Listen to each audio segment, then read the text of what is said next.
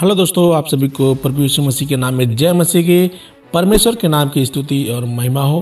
फिर से स्वागत करते हैं आज हमारे एक और नए वीडियो में। मेरे प्रियो, बहुत से लोगों को ये बातें समझ में नहीं आती है कि प्रार्थना का सही समय क्या है, हमें प्रार्थना कैसे करना चाहिए, बाइबल अध्ययन कैसे करना चाहिए। ये सारी बातें अभी जो नए विश्वासी होते हैं उनको नहीं पता होती है। मेरे प्रियो, आज मैं 5 ऐसे वचन लेके आया हूँ जिसे आप यदि नियमित नित्य रोज यदि प्रार्थना करके इन वचनों को पढ़ते हैं तो आपके जीवन में कुछ नया जरूर होगा। आप प्रभु में आनंदित जीवन बिताएंगे। जैसा कि मैं आप लोगों से हमेशा बताता रहता हूँ मेरे प्रियो कि जब भी आप वचन को पढ़िए तो उसके पहले आप परमेश्वर से प्रार्थना जरूर करिए, क्योंकि बाइबल का वचन हमारे और आपके समझाने से नहीं होता है जब तक आपको परमेश्वर खुद नहीं समझाएगा। मैं आपको पहले ही बता चुका हूं कि जब भी आप सोने जाए तो सोते समय इन वचनों का मनन जरूर करें, इसको अध्ययन जरूर करें। वचन है नीति वचन अध्याय 3 का 24। जब तू लेटेगा तब भय न खाएगा, जब तू लेटेगा तब सुख की नींद आएगी। यहाँ परमेश्वर का वचन कहता है जब तू लेटेगा तब भय न खाएगा, जब तू लेटेगा तब सुख की नींद आएगी। मेरे प्रियो, आप देखते होंगे जो बड़े बड़े लोग होते हैं जिनके पास महंगी महंगी गाड़ियां होती हैं, पैसे होते हैं, बड़े बड़े बिल्डिंग होते हैं, जो मखमल के गद्दे पर तो सोते हैं लेकिन उनको नींद नहीं आती है। उनकी सारी रात आंख खुली की खुली रहती है। क्यों? क्योंकि उनको टेंशन होता है कि कहीं हमारा ये नुकसान ना हो जाए, कहीं मेरे अकाउंट से पैसे ना कट जाए, मुझे ये काम पूरा करना है तो वो काम पूरा करना है। उनके सर पे कई कुंटल का बोझ होता है, ना ही वो बोझ कभी उनके सर से उतरेगा और ना ही कभी वो सुख की नींद ले पाएंगे। वो बोझ तभी उतरता है जब कोई व्यक्ति सारे टेंशन को भुलाकर, सारी कठिनाइयों को, परेशानियों को भुलाकर प्रभु के शरण में आता है। इसीलिए तो प्रभु कहता है मत्ती अध्याय 11 के 28 और 29 में, ये दूसरा वचन है, हे सब परिश्रम करने वालों और बोझ से दबे लोगों, मेरे पास आओ, मैं तुम्हें विश्राम दूंगा। मेरा जुआ अपने ऊपर उठा लो और मुझसे सीखो, क्योंकि मैं नम्र और मन में दीन हूँ, और तुम अपने मन में विश्राम पाओगे। क्योंकि मेरा जुआ सहज और मेरा बोझ हल्का है।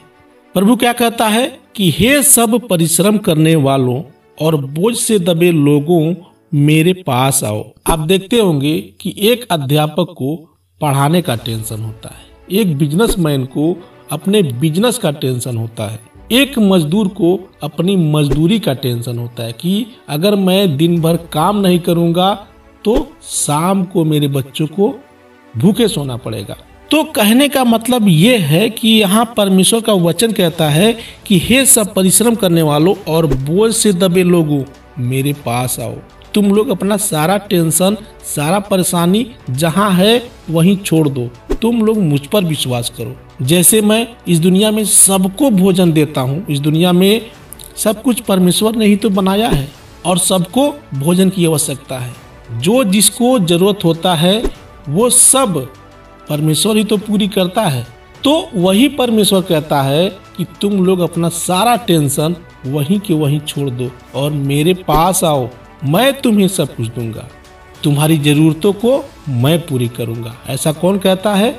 हमारा प्रभु यीशु मसीह। आगे कहते हैं, मेरा जुआ अपने ऊपर उठा लो और मुझसे सीखो, क्योंकि मैं नम्र और मन में दीन हूँ। प्रभु क्या है? दीन है। जैसे प्रभु दीन है वैसे ही हमें भी दीन बनना पड़ेगा। आगे लिखते हैं, क्योंकि मेरा जुआ सहज और मेरा बोझ हल्का है। जुआ क्या होता है? जुआ वो होता है जो आप देखते होंगे कि जो बैलों के कंधे पर रखा जाता है, उनको जुआ कहते हैं। तो प्रभु कहता है कि मेरा जुआ सहज है और हल्का है। आप जानते होंगे कि जब परमेश्वर ने आदम और हव्वा को बनाया था तो क्या उनके सर पे कोई बोझ था? उनको किसी बात का टेंशन था कि मुझे ऐसे मजदूरी करना है तो मुझे खाने को मिलेगा, मुझे घर चाहिए, पैसे चाहिए, धन दौलत चाहिए। नहीं, परमेश्वर उनके पास सब कुछ लाकर मौजूद रखता था। वो जितने में थे उतने में ही संतुष्ट थे। जाहिर सी बात है कि उस समय बड़े बड़े बिल्डिंग, महंगे महंगी गाड़ियां नहीं होते थे, पैसे और धन दौलत नहीं होते थे, लेकिन आदम और हव्वा उस समय जितने में थे उतने में संतुष्ट थे, खुश थे। उनको विश्वास था कि हमें जो भी जरूरत होगा खाने पीने की वो हमारा प्रभु लाकर देगा, क्योंकि हमारा पिता है, उसने मुझे बनाया है, पैदा किया है। जैसे एक छोटे से बच्चे को जो कुछ भी जरूरत पड़ता है वो क्या करता है, अपने पिता से जाकर मांग लेता है, अपनी माता से जाकर मांग लेता है। उसी तरीके से आदम और हव्वा थे, वो भी परमेश्वर से डायरेक्टली जाकर मांग लेते थे। तो यहाँ प्रभु कहता है कि मेरा जुआ सहज और मेरा बोझ हल्का है, इसलिए तुम मुझसे मांगो। मैं इतना बड़ा सूर्य, चंद्रमा, पृथ्वी, आकाश सब कुछ बना सकता हूँ, तो क्या मैं तुझे भोजन, कपड़ा और जो तुम्हारी जरूरत है रोज का मैं नहीं दे सकता? वो भी मैं दे सकता हूँ। तो मेरे प्रियो, आप यदि एक मसीही हैं, प्रभु पर विश्वास करते हैं, तो ये वचन शाम को सोते समय याद कर लीजिए और प्रभु के ऊपर सब कुछ छोड़ दीजिए। यदि आपका विश्वास पक्का रहेगा तो वो सारी जरूरत प्रभु आपको पूरी करेगा जो आप चाहते हैं। तो ये वचन शाम को सोते समय जरूर अध्ययन कर लेना। फिर अगला वचन है मेरे प्रियो, भजन संहिता अध्याय 3 का 5। मैं लेटकर सो गया, फिर जाग उठा, क्योंकि यहोवा मुझे संभालता है। यहाँ वचन क्या कहता है? यहाँ दाऊद लिखते हैं कि मैं लेटकर सो गया। बहुत से लोग तो सोते टाइम ही टपक जाते हैं, उठ जाते हैं। बहुत से लोगों का सोते समय ही दिल का दौरा पड़ जाता है, बीपी बढ़ जाता है, उल्टे सीधे सपने आते हैं, घबराहट होने लगती है। कब तक? शाम को सोते समय और सुबह जागने के बीच में। तो ये वचन कहता है कि जब तू लेटेगा तब भय न खाएगा, जब तू लेटेगा तब सुख की नींद आएगी। सुख का नींद क्या होता है कि एक मजदूर जब शाम को काम करके आता है और अपने बीवी बच्चों के पास जब बैठकर बातें करता है, तो वो बातें करते करते ही कब उसे नींद लग गई पता ही नहीं चलता है। चाहे वो झोपड़ी के महल में सो रहा हो या आलीशान बिल्डिंग में। नींद कभी ये नहीं देखता है कि हम कहाँ सो रहे हैं, खेत में, खलिहान में या किसी के घर में। जहाँ नींद आ गई वहीं इंसान सो जाता है। लेकिन जिसके दिमाग में टेंशन, डिप्रेशन बना रहेगा, उसको जल्दी नींद आएगा नहीं आएगा, उसको दवा खाकर ही सोना पड़ेगा। तो यहाँ दाऊद लिखते हैं कि मैं लेट कर सो गया, फिर जाग उठा, क्योंकि यहोवा मुझे संभालता है। यहोवा हर एक उस सच्चे इंसान को संभालता है जिसने अपना जीवन प्रभु को दे दिया है, समर्पण कर दिया है। तो मेरे प्रियो, आप जब भी सोने जाएं तो एक बार परमेश्वर को याद जरूर कर लें, यानी कि प्रार्थना जरूर कर लें। अगला वचन है मेरे प्रियो, मत्ती अध्याय 6 का 34। सो कल के लिए चिंता न करो, क्योंकि कल का दिन अपनी चिंता आप कर लेगा। आज के लिए आज का ही बहुत है। देखिए, वही बात यहाँ पर बता रहे हैं कि तुम जब भी सोने जाना तो कल की चिंता न करना कि कल मुझे कैसे खाना मिलेगा, कैसे कपड़ा मिलेगा, कैसे रोटी मिलेगा। प्रभु कहता है कि कहीं न कहीं से तुम्हारा व्यवस्था हो जाएगा, क्योंकि हमारा प्रभु कहता है कि यदि तुम्हें राई के दाने के बराबर भी विश्वास होना तो तुम इस पहाड़ से कह दोगे तो सरक कर वहां चला जाएगा। तो मेरे प्रियो, मेन चीज है विश्वास। यदि आपके अंदर विश्वास नहीं है तो आप पूरी बाइबल ही पढ़ लीजिए, इसका कोई मतलब नहीं निकलने वाला। लेकिन यदि आप कोई भी चीज विश्वास के साथ करते हैं तो वो विश्वास काम कर जाता है।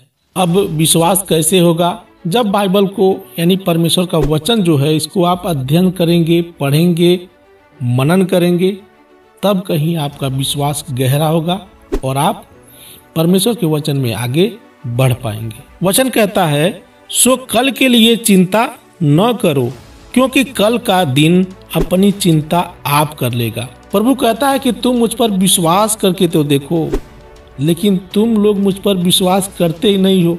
कोई भी कठिनाई या परेशानी आने से पहले ही तुम लोग अपना विश्वास खो देते हो। हमारे घर में जब भी किसी का तबीयत खराब होता है तो हमारे मन में होता है कि पता नहीं क्या होगा क्या नहीं होगा, हम इस वचन पे कैसे विश्वास कर लें। इस वचन में कौन सी ऐसी शक्ति है, ताकत है कि ये वचन हमको रोटी दे देगा, कपड़ा दे देगा, मेरी सारी जरूरतों को पूरी कर देगा।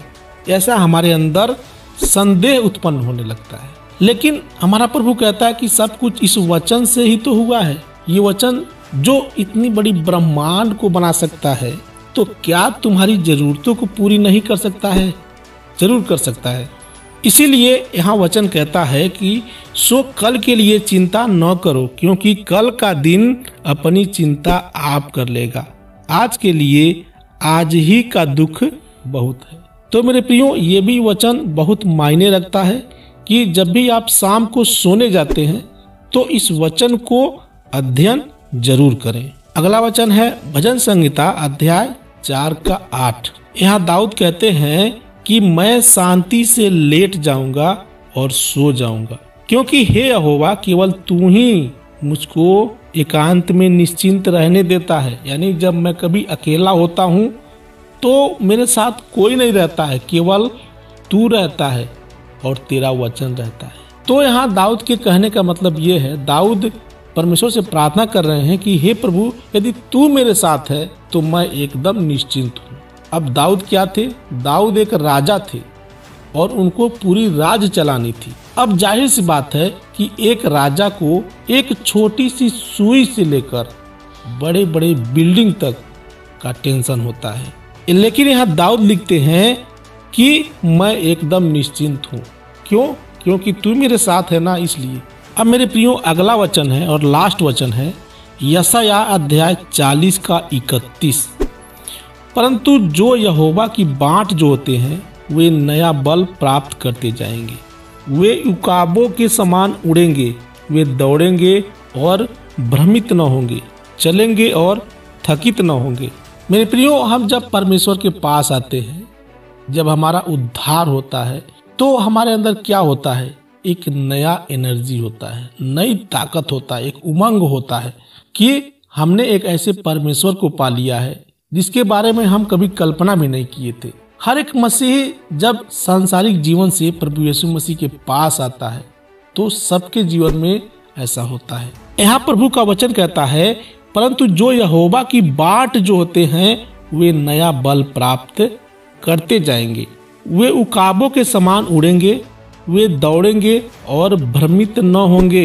एक व्यक्ति जब परमेश्वर पर विश्वास करता है, यानी कि अपना तन मन धन जब सब कुछ परमेश्वर को समर्पण कर देता है, तो वो प्रभु में आनंदित हो जाता है, प्रभु में लीन हो जाता है। ऐसे में उस व्यक्ति को, वो व्यक्ति खुद अपने आप को नहीं चलाता है, बल्कि उसे परमेश्वर चलाता है। ऐसे लोगों के लिए प्रभु कहता है कि वे दौड़ेंगे और शर्मित न होंगे, चलेंगे और थकित न होंगे।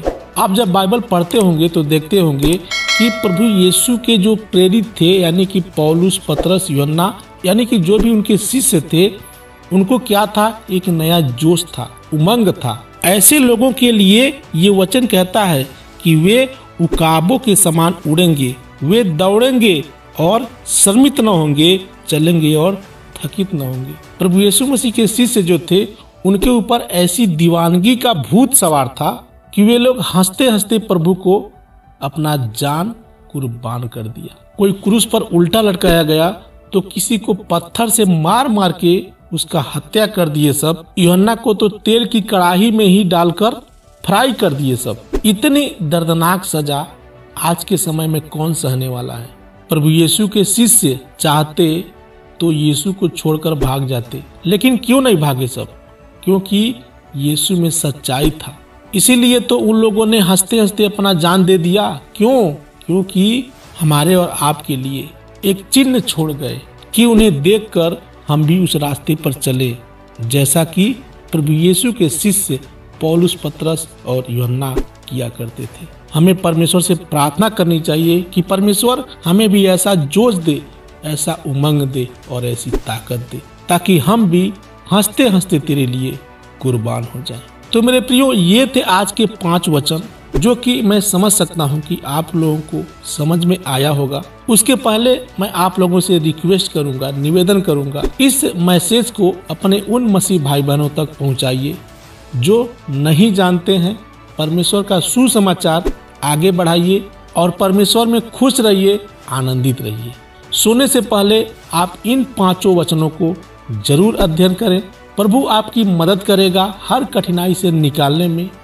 मिलते हैं फिर अगले वीडियो में। तब तक के लिए आप सभी को जय मसीह की।